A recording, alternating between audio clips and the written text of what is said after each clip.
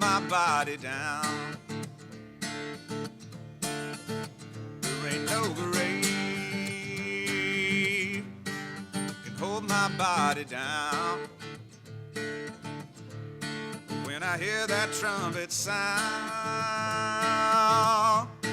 gonna rise out of the ground. There ain't no grave to hold my body down.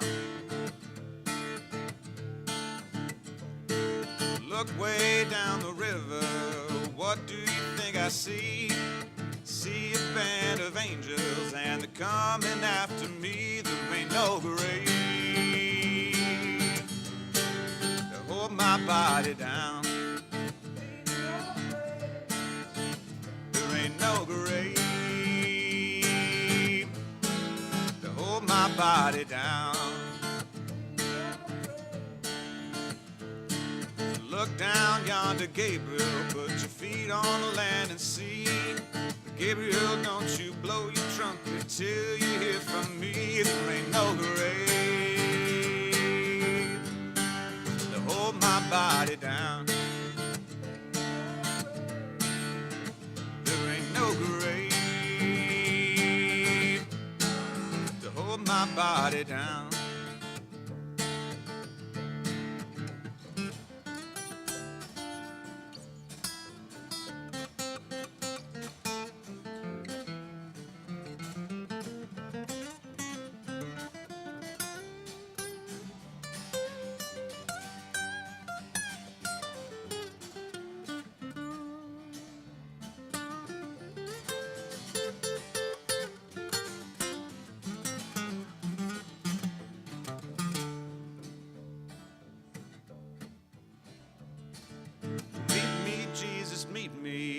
Meet me in the air. Things don't fail me, I will meet you anywhere. There ain't no grave to hold my body down. There ain't no grave to hold my body down. There ain't no grave to hold my body down. There ain't no grave to hold my body down.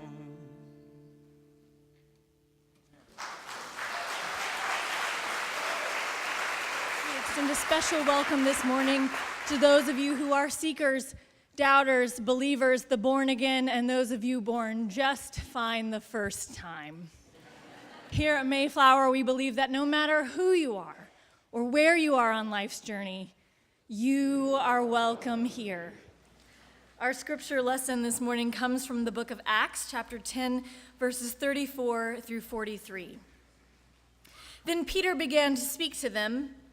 I truly understand that God shows no partiality, but in every nation, anyone who fears him and does what is right is acceptable to him. You know the message he sent to the people of Israel, preaching peace by Jesus Christ. He is Lord of all. That message spread throughout Judea, beginning in Galilee after the baptism that John announced, how God anointed Jesus of Nazareth with the Holy Spirit and with power, how he went about doing good and healing all who were oppressed by the devil, for God was with him. We are witnesses to all that he did, both in Judea and in Jerusalem. They put him to death by hanging him on a tree, but God raised him on the third day and allowed him to appear, not to all the people, but to us who were chosen by God as witnesses, and who ate and drank with him after he rose from the dead. He commanded us to preach to the people and to testify that he is the one ordained by God as judge of the living and the dead. All the prophets testify about him, that everyone who believes in him receives forgiveness of sins through his name. Here ends the reading of words inspired by God. May God grant to us wisdom and courage for interpretation. Every preacher knows this is the hardest sermon of all to write. So when I sat down to write it, I thought to myself, and this is number 30. I preached my first Easter sermon in this pulpit March 30th, 1986. I typed it on a typewriter. Our son Blue was 8. Our daughter Chelsea was 5. Lori was 3.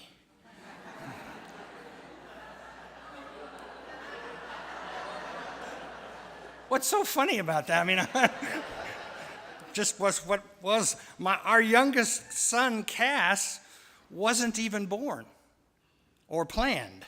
Actually, he was never planned. The Soviet Union was still the Soviet Union. Some boys in California had built something in their garage called the personal computer. Nancy Reagan's answer to drugs was just say no, and a new disease was ravaging the gay community in San Francisco, but its name had yet to be spoken aloud by her husband. It was a long time ago. It was yesterday. I mention this not to compromise the most important day in the church calendar with a personal remembrance, but to confess to you that I know what you're thinking, and you have the right to think it. What else have you got for us, Robin? 30 Easter sermons are a lot. Maybe that should be the quota, the upper limit, the expiration, unless you've got something new for us. Have you got Easter figured out yet? I turned 64 last Sunday and couldn't help but remember that song written by John Lennon and Paul McCartney called When I'm 64. You know it. Will you still need me? Will you still feed me when I'm 64? When I first heard that song, it was 1967 and I was 14. And of course, was never going to be 64. And by the way, there are 2 lesser-known stanzas in that song I completely missed when I was 14 that are pretty wise. Listen.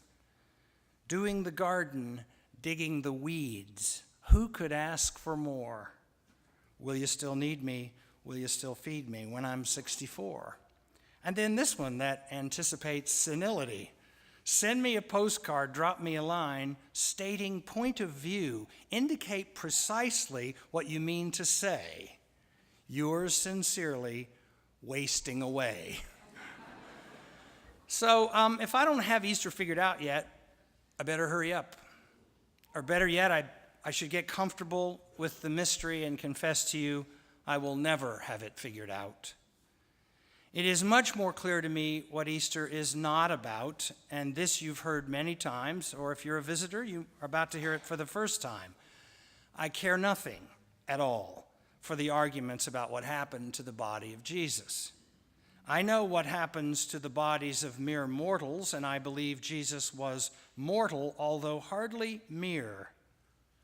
Ashes to ashes and dust to dust, or to put it differently, I believe that the carbon stardust in the bones of Jesus of Nazareth are still pushing up daisies, mingled with the bones of other misfits and revolutionaries, probably in a mass grave where I think he was dumped after hanging on the Roman scaffold of death for a long time, just so that his corpse would serve as a reminder to all who passed by, this is what Rome is telling you not to do. Don't mess with the empire, or the empire will make a mess of you. So just to be clear, I don't think Easter's about the miraculous disappearance and reappearance of a corpse. I believe the empty tomb is a metaphor for something miraculous, not just something magical.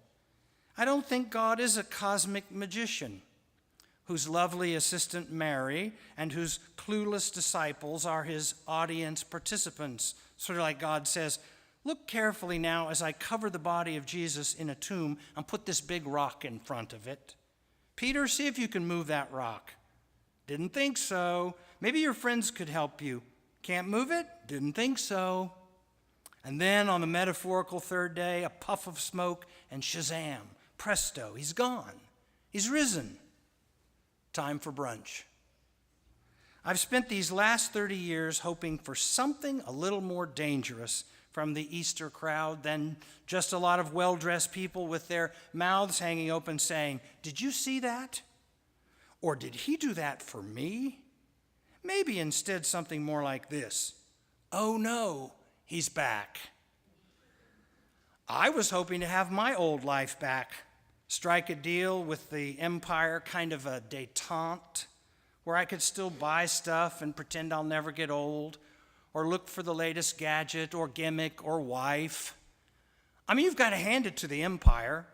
It knows what we want, and it keeps us so busy wanting it, we don't have time to think about what we need. Here's an option for Easter. Instead of, did you see that, or now he's here, now he's gone, maybe something a little more biblical, like, were not our hearts burning within us while he was talking to us on the road? While he was opening the scriptures to us? That's what two of his disciples said on the walk to Emmaus. Another metaphor, by the way. John Dominic Crossan said it best, Emmaus never happened. Emmaus is always happening. It sure is, because men, we like to argue. But when love comes to visit and we stop arguing and start doing the things Jesus told us to do, he walks right through the wall of our hearts and sets them on fire. The question on Easter is not, did you see that, but can you feel this? Remember, in the story, it's when they break bread together that their eyes were opened. That's when they saw Easter, because Easter is everywhere you look. You may be wondering why I picked the Acts passage this morning instead of what most preachers will do, which is to preach from one of the gospel accounts of the resurrection. All those accounts differ, of course. They each tell a different story about what happened on Easter morning, and that really bothers some people. It doesn't bother me. They're all different because they're all written by different authors, addressing different audiences. And so they choose different metaphors to make the case that Rome did not have the last word when it killed Jesus. And there's that word again, metaphor. I guess you know I like metaphors. One of my favorite bumper stickers is one I saw on a car driven by an English teacher. With apologies to Star Wars, it said simply, "Metaphors be with you." And the Bible is full of them, metaphors. Burning bushes, pillars of fire, angels and demons making mischief, leaven hidden in a loaf of bread, and yes, empty tombs. These are not lies, they are lyrics. And among the most beautiful and powerful words in the New Testament are these from the mouth of Peter. I truly understand that God shows no partiality, but in every nation, anyone who fears him and does what's right is acceptable to him. Peter had just had this vivid dream, itself a metaphor, in which all kinds of creepy crawling things were let down on a sheet. Creepy crawly things means all things impure, which means Gentiles. And they're lowered down and then they're offered to him for lunch, but he's still sitting at his childhood table, metaphorically speaking, and he's disgusted by God's command that he not discriminate, that he not call anything in God's creation unclean. Because he also believes God has raised Jesus from the dead, and this has changed everything, Peter has to start retiring some of his old metaphors and start writing some new ones. Perhaps what God has called clean, I should not call profane. Unless you think this is an ancient problem, you know we're still calling lots of things profane, even people. Gay people, black people, Muslims, immigrants, we still deny full membership in the human family to all kinds of people, even women. Because human beings will always haul around in their psyches this picnic basket full of creepy crawling things that they're sure they should never touch. But the Spirit of the risen Christ says, may the new metaphors be with you. So this is what I've learned in 30 years of trying to tiptoe around this mountain of Easter that's too high to climb. I believe it's an ethic, not a metaphysic. I believe it's a cosmic interruption of sinful business as usual, by this little rogue startup company called the Jesus People Incorporated, a band of misfits who have nothing to sell but love and swear it's the only thing you'll ever need. It even comes with a guarantee. If you live it, this love, instead of just talking about it, you'll never have to bring it back for a refund. Not only will it never break, you can't even kill it. Here's what I've learned in 30 years. Easter is not a bargain. It's an assignment. It's not a Hollywood love story. It's an earthy first-century novel with a very unhappy ending. Dateline Jerusalem. Empire kills another prophet of the people and closes the Jesus file. That is, until God writes the epilogue. Not so fast. Who do you think you're dealing with? Easter is not a passion play to watch over in the Ozarks and swoon over. Like, look what Jesus did for me. No, it's a cosmic crack in time, a moment so decisive that we reordered the whole Western calendar around the death and resurrection of a penniless rabbi from a backwater town out of which nothing good could possibly come. Now we speak of what came before the Common Era and after the Common Era, as if this is the continental divide of spiritual history. Do I think you have to be a Christian to believe in Easter? No. Do I think only Christianity has an Easter story? No. Do I think that God communicates exclusively this message that death shall not have the last word? No. And you know why? Because as I get older, I see Easter everywhere. Not just in the narrow confines of church doctrine, which is often self-serving, but in the acts of kindness that stand up to a Good Friday world. You know our youth group. Our teenagers are not your everyday group of teenagers. How do I know? Because they washed our feet on Maundy, Thursday without hesitation, because it's what they do. And while they were doing that, halfway around the world, Pope Francis was washing the feet of 12 Syrian refugees at a migrant center outside of Rome. For the first time, this group included women, and among them were Muslims, Coptic Christians, and one Hindu. Easter, it's everywhere you look. What's that, you say? But it's still a Good Friday world? You think I don't know that? Another terrorist bombing, another drone strike, another cut to public education in Oklahoma by our do-nothing lawmakers. The most pitiful excuse for public servants I've ever seen. They all pretend to be worried, but secretly they relish the shrinking of government services to the poor. That was the plan all along. We just don't have the money. It's too bad, but we've all got to share the pain together now. And then I read about a teacher who buys books for her students with money she doesn't have, meets with them before school and after school, and then goes home bone tired because she refuses to give up on the next generation. She truly believes that God shows no partiality. Easter, it's everywhere you look. But you have to look with eyes of the heart. You know, women looked into the tomb of their sadness and they saw something else, joy. They saw joy that comes in the morning, and they were the first to say, "He's risen." But the men had to take into account that, after all, these were women. You know, they get hysterical. When the men finally had their own experience of the risen Christ, they wrote about it beautifully, but so far as I know, they never apologized to the women. Easter, it's everywhere you look.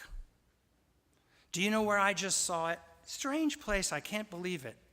This is going to sound weird, but I had a kind of vision of Easter in the most unlikely place. I was watching television, and I saw at the top of the stairs that bring passengers down off of Air Force One, it had just landed in Havana after a little hiatus of 83 years.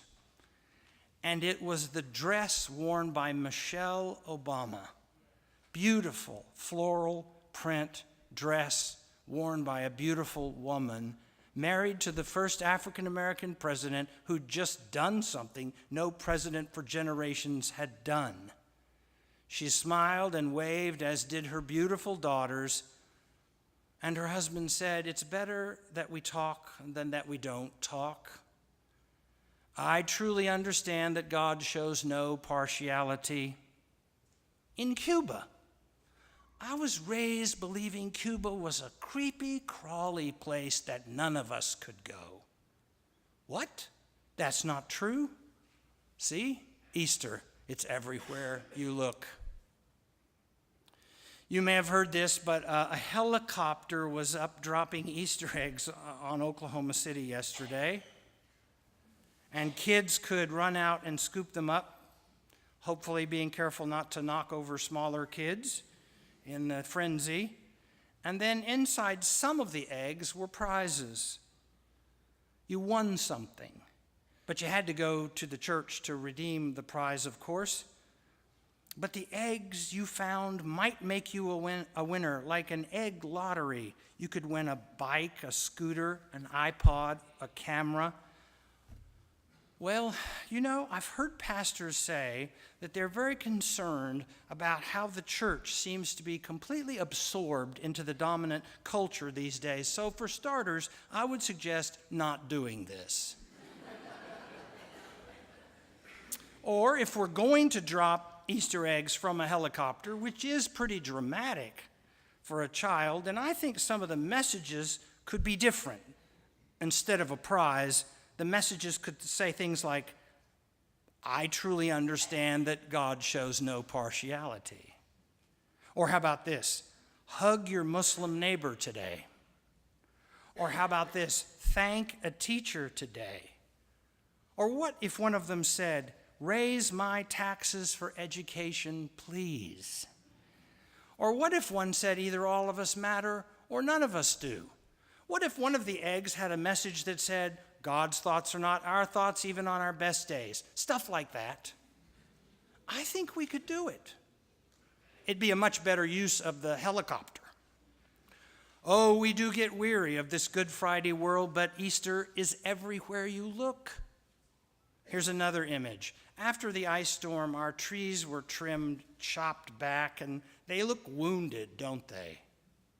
But they're sprouting new branches, and the red buds are electric fuchsia. And babies are still showing up around here with a request on their little faces, "Save the planet for us, please." And our gay friends can now get married in all 50 states. And the hippest candidate running for president, for those under 30, is a 74-year-old rumpled Jewish humanist socialist calling for a revolution.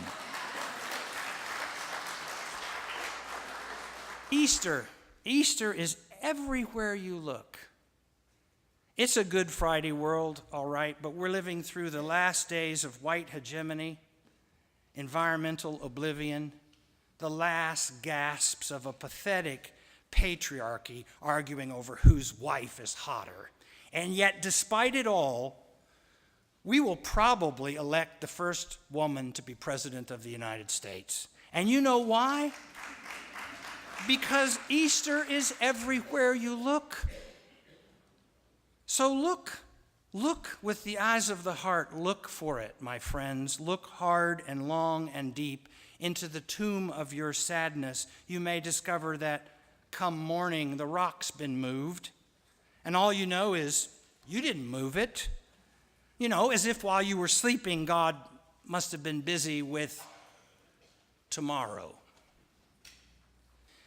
May I suggest in closing that you not ask too many questions about what happened to the rock. Like, how did this happen? Or who made this happen? Or who's even going to believe me when I say this happened? No, just take a walk and go with your feelings. Or better yet, we could sing, right? Maybe all we can do in the end about Easter is sing.